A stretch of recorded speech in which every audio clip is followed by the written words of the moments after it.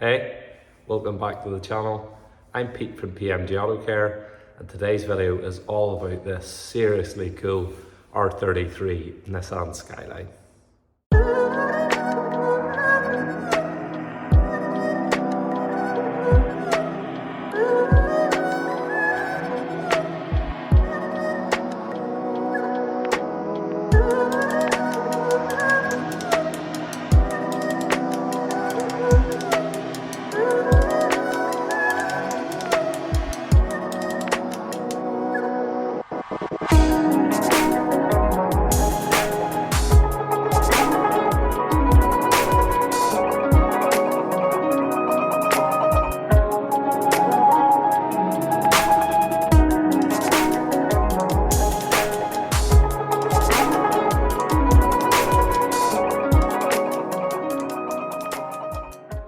The R33 Skyline, does it really need an introduction? If you're a car enthusiast, you 100% know what these cars are all about.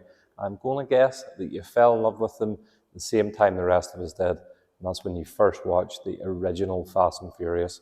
There was a yellow R33 in that, and they definitely caught my eye and have always stood out. And that film opened a lot of our eyes into the potential of these Japanese cars and just the sheer amount of tuning and styling options available for them.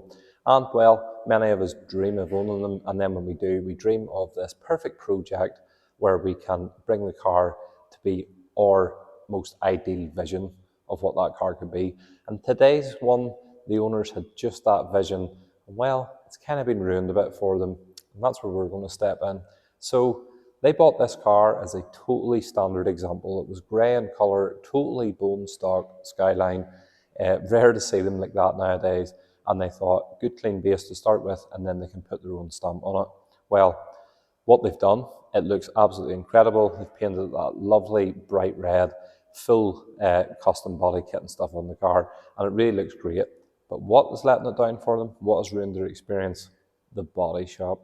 This car's actually been painted twice. Something went wrong in the first original repaint, and it meant that the car had to go back again.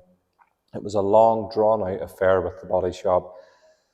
And well, when they went to pick the car up, it really looks awful. It's completely took the wind out of their sails that they don't even want to drive the car. I totally get it. As a car enthusiast, you want to have nothing but the utmost pride in your vehicle. And when its appearance is so far off base for what you imagined it would be, and what you'd paid quite a lot of money for the car to be, you can see how that would take the wind out of your sails. So now it's with us, and we're going to try and rescue it. Now this is pretty bad. Now I've only really looked through this at this point. The car's dirty, and we haven't had it right the way back to check under all of our lighting, and already I can see that it is in a bad way. So we don't really know what we're getting into with this one until we start. But first things first, get it out and get a wash done. It's going to be a fairly quick process. The car hasn't been driven since it was reassembled after paint, so there's not going to be any contamination on this. There is a lot of compound residue and stuff, but that's going to be simple to remove during our wash process. So let's get that started, and then we can get it in, and I'm going to be hopefully looking through slits in my hands to see just how bad this paint is, but I'm expecting it to be utterly horrific.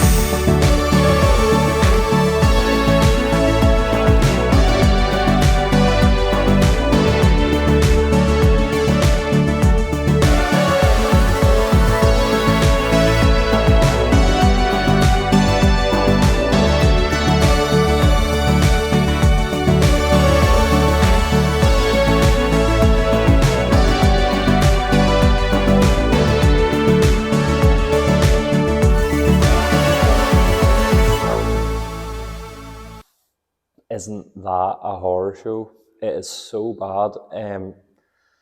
It's basically everything that could be wrong is wrong with particularly the finish in the vehicle. The holograms, buffer trails are exceptionally bad. There is just absolutely no care to the finishing in that.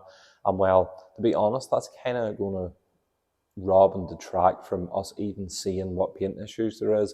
Expecting to see some silicone in the paint of this, which unfortunately there's not really anything that we can do with that. I'm hoping there's not going to be too many paint reactions, things like that. What there is lots and lots of heavy DA sanding, pigtails and holograms. It's just, it's really bad. I can see why the owners of this car are so terribly disappointed in it. And to be honest, we've caught the painter out in another lie straight away. Told him the car was clear coated.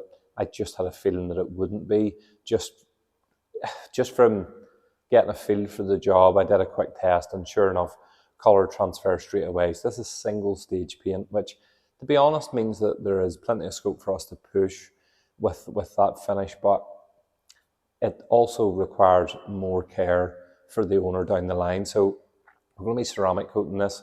The higher UV protection from the ceramic coat is really going to help. But for now, we need to focus on the polishing stages. And we need to do some test spots in the car first. It may be very soft, it may be very hard, but the fact that it's a single stage cellulose based paint, I'm expecting it to be actually quite soft. There really isn't going to be much in the way of a place for a microfiber pad in this car, and we're going to be going in there with the foam.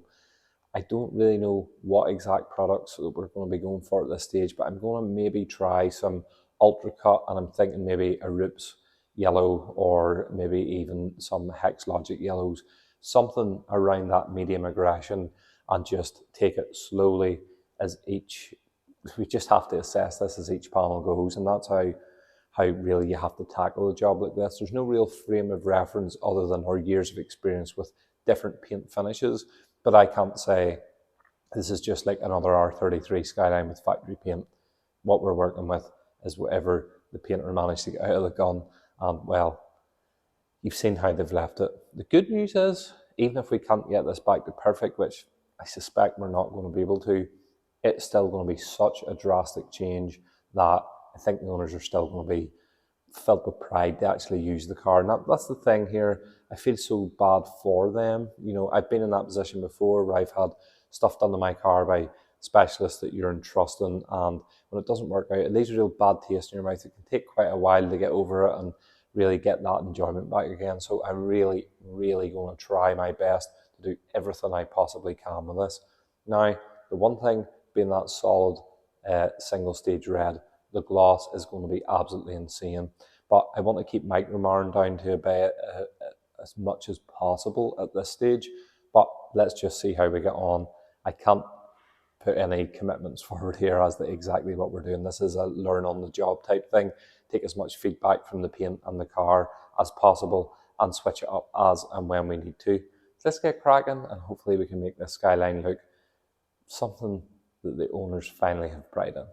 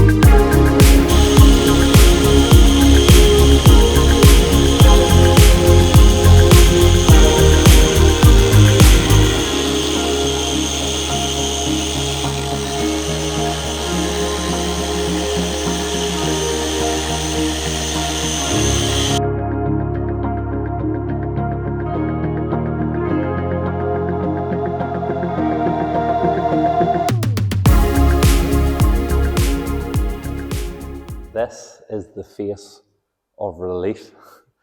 The car's responded really well. It looks totally different from the car that we started with. Unfortunately, there is still paint imperfections that just are from poor workmanship on behalf of the body shop. And there's nothing, unfortunately, as detailers that we can do at that point. But I think we've got to the point now where definitely you can have pride in the car, and certainly under natural light, the car is going to look superb. It's already got a lovely deep glossy finish, and luckily through that machine process, which was, although time consuming, relatively straightforward, I didn't really find that it fought me the way some single stage cars can. It just worked nicely. Products definitely played a part in that. Lots of lubricity and work time, which is just what you need when you're working on a single stage car like that, and then keeping those pads cleaned out, free from being gummed up. But all in all, I'm really happy with where we're at. And this next stage, which we're moving on to, this is where I think it's going to offset those negative defects that are still behind, because it's going to take the finish to an even higher level. It's going to be super sharp, super reflective and crisp out in natural light. And well, that's where the car's going to spend most of its time. If we can focus on that, that's something I like to do. If we can't get the correction because of defects that are beyond repair or just simply couldn't be repaired, we like to finish on a really crisp finish that means that the car still has that jaw-dropping finish out in natural light, still going to turn heads and look absolutely incredible. So that's what we'll jump onto now.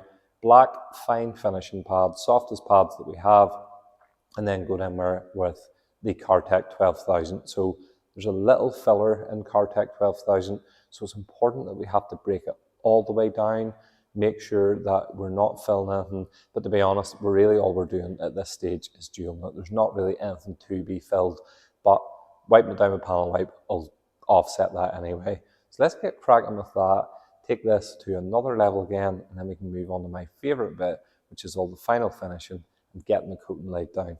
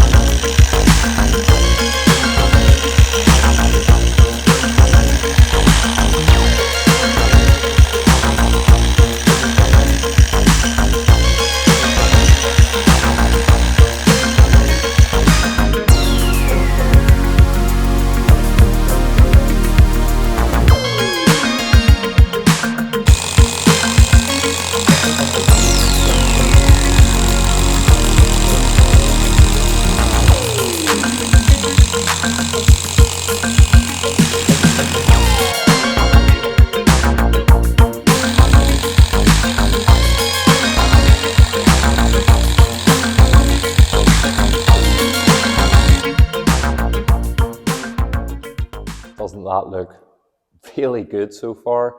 And now on to the favourite bit, which is we'll get all the dust off the car and then lay down the secret sauce, the G-Technic Crystal Serum Ultra. It is the nicest coating on the market in my opinion, and on a red car it's really going to look sharp.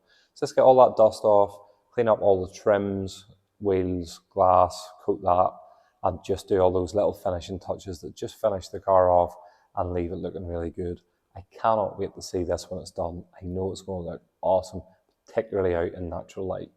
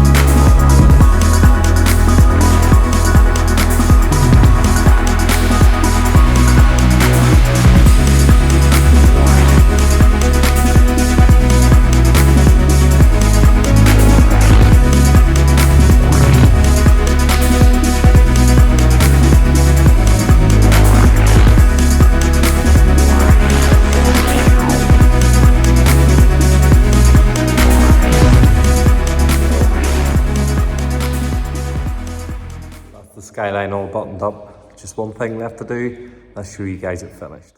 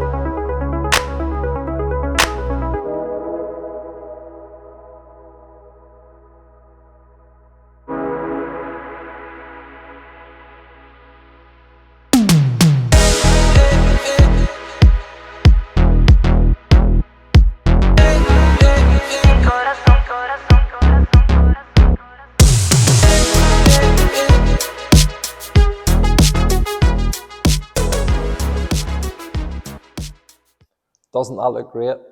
Must say I am happy with how the cars turned out.